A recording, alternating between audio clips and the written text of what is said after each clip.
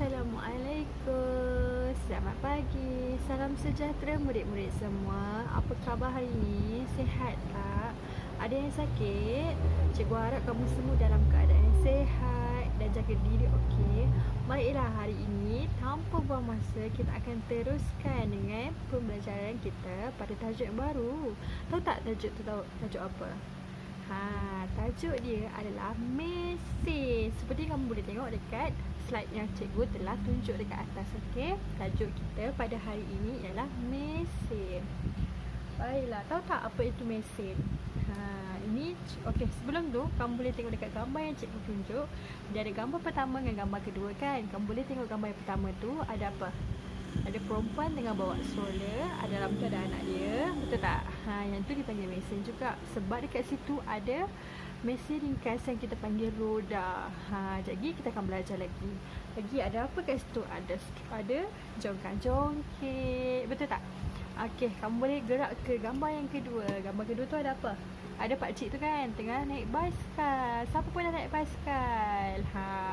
Basikal tu pun merupakan salah satu mesin ringkas. Apa itu definisi bagi mesin ringkas? Siapa tahu? Okey, mesin ringkas ialah satu alat ataupun perkakas yang digunakan untuk membantu kita melakukan sesuatu kerja dengan cepat dan mudah. Maksud dia dekat sini, kalau kita guna mesin ringkas ni, dia akan mempercepatkan lagi kerja kita, dia akan memudahkan lagi kerja kita. Okey, baik. Ada berapa jenis-jenis mesin ringkas? Ada 7. Ini ingat semua tu, ada 7. Okey, kita akan lepas ini cikgu akan terang satu persatu supaya kamu lebih faham. Okey. Yang pertama, jenis-jenis mesin ringkas yang pertama ialah tuas. Yang kedua, gia. Yang ketiga, roda dan gandar. Yang keempat, sata condong. Yang kelima, baji. Yang keenam, sakal. Dan yang ketujuh, skru. Jadi ada berapa semua? Ada 7. Jadi kena ingat ada 7 jenis-jenis mesin ringkas. Okey, baiklah, kita akan teruskan dengan satu persatu jenis-jenis mesin ringkas.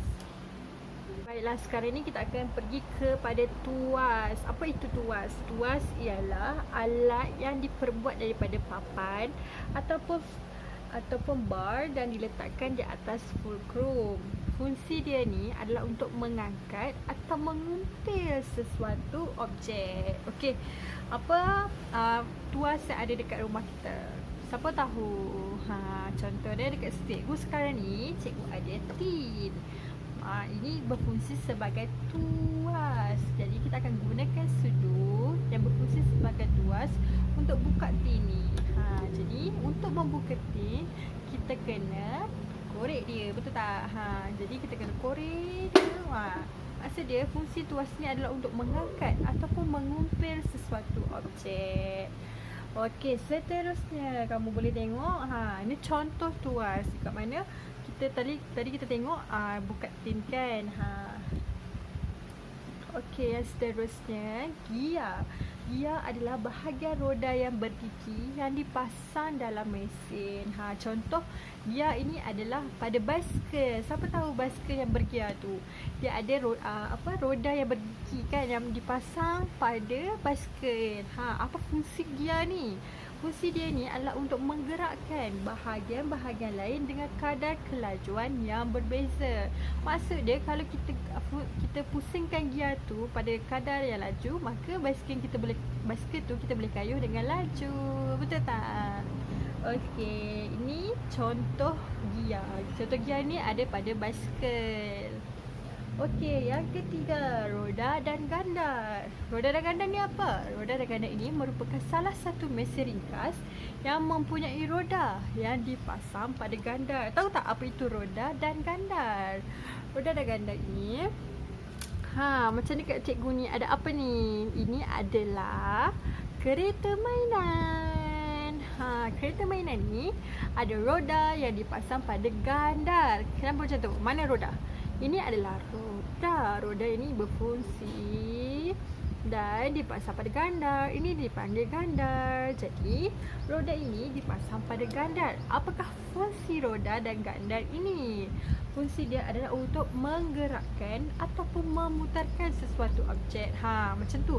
Sebab tu dipasang pada kereta mainan ni. Untuk apa? Untuk menggerakkan dan memutarkan sesuatu objek. Jadi, macam ni kita nak menggerakkan. Kita gerakkan kan. Sebab tu dipasang pada kereta mainan untuk menggerakkan kereta mainan ni. Kalau tak pasang, macam mana kereta mainan ni nak berjalan? Okey, kamu boleh tengok contoh yang cikgu telah bagi. Yang keempat, satah condong. Satah condong ini merupakan permukaan rata yang satu bahagian hujungnya diletakkan pada ketinggian yang berbeza. Satah condong ni berfungsi untuk memudahkan pergerakan ataupun menggerakkan objek yang berat ke tempat lebih tinggi. Okey, kamu boleh tengok contoh ni. Contoh satah condong.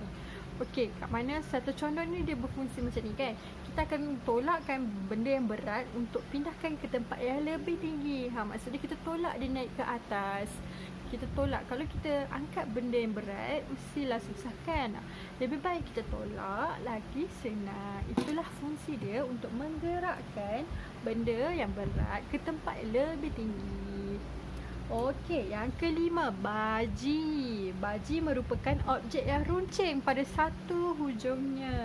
Fungsi dia adalah untuk merenggangkan ataupun membelah sesuatu objek. Okey, kamu boleh tengok contoh-contoh baji ini. Ada kat rumah kita kan? Ada pisau, gergaji, kapak. Apakah fungsi dia ni? Untuk meregangkan ataupun membelah sesuatu objek. Okey, yang keenam, takal. Takal adalah sejenis alat yang berbentuk roda dan mempunyai salur di hujungnya. Fungsi dia adalah untuk mengangkat objek yang berat dengan mudah. Okey, kamu boleh tengok dekat contoh yang dekat atas cikgu tunjuk tu. Itu merupakan bentuk takal. Takal ni dia ada bentuk yang roda, yang berbentuk roda ni macam bentuk yoyo kan. Dan mempunyai salur di hujungnya. Fungsi dia untuk mengangkat benda yang berat. Kamu tengok pakcik tu angkat air kan daripada dalam perigi. Macam mana dia nak angkat sesuatu benda daripada benda bawah? Mesti dia kena guna takal. Lebih mudah untuk mengangkat benda yang berat daripada bawah kan. Okey, last kali, skru. Skru adalah paku yang beralur batangnya yang dimasukkan ke dalam sesuatu dengan memutarkannya. Skru ni dia macam paku, tapi paku kita menggunakan hammer kan. Paku kita ketuk, betul tak? Tapi skru kita kena putarkan. Jadi fungsi skru ni adalah untuk mencantum dan mengetatkan dua objek. Okey, dekat cikgu ada contoh kat mana skru digunakan. Dalam ni ada skru. Ada 2 skru. Ada 4 skru sebenarnya. 1, 2, 3, 4 kan. Skru ni adalah berfungsi untuk mencantum dan mengetatkan dua objek. Bayangkan kalau tiada skru dalam ni, mesti tercabut kan jam cikgu ni. Jadi fungsi skru adalah untuk mengetatkan dan mencantum dua objek. Okey, ini merupakan contoh skru. Baiklah, seterusnya kegunaan mesin ringkas. Terdapat 2 kegunaan mesin ringkas. Yang pertama, untuk memudahkan tugasan harian ataupun kerja kita. Yang kedua, dapatlah menjimatkan masa dan tenaga. Kenapa cakap macam tu? Kenapa pentingnya penggunaan mesin ringkas ni? Sebab kamu boleh tengok dia memudahkan kerja kita. Kamu boleh tengok gambar yang cikgu telah tunjukkan tu. Kamu tengok budak tu buka tin kan. Bayangkan kalau kita buka tin tanpa menggunakan sebarang mesin ringkas, mesti susah kan. Benda tu boleh buka tapi dia akan memakan masa lama. Jadi apabila kita menggunakan sudu, garpu ataupun sebarang alatan, dia dapat menjimatkan masa serta tenaga kita kan. Kemudian dia dapat memudahkanlah kerja kita. Tak payah nak korek kuat-kuat pakai tangan, cuma guna sudu ataupun garpu. Betul tak? Itu sahaja pada hari ini. Selepas ini kamu boleh terus buat dengan kuis yang cikgu telah beri dan kerja sekolah. Okey, sebarang soalan kamu boleh terus tanya cikgu dekat WhatsApp cikgu. Apa-apa boleh tanya cikgu, okey? Sekian, terima kasih. Bye-bye.